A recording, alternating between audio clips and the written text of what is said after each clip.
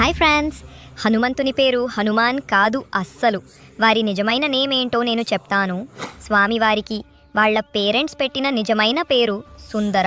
అందుకే రామాయణంలో ఆయన సముద్రాన్ని దాటడం, సీతమాతని కలవడం మరియు లంకని కాల్చడం ఇవ్వని సుందరకాండగాను చెప్పుకుంటారు. మరి స్వామివారికి హనుమాన్ నేమ్ ఎందుకు వచ్చిందంటే, చిన్నప్పుడు స్వామివారు సూర్యుడిని చూసి మామిడికాయ అనుకోని తినడానికి వెళ్ళినప్పుడు అది చూసిన ఇంద్రదేవుడు తన వెపన్ ప్రయోగిస్తారు.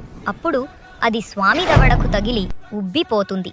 హను అంటే సంస్కృతంలో దవడ అని అర్థం.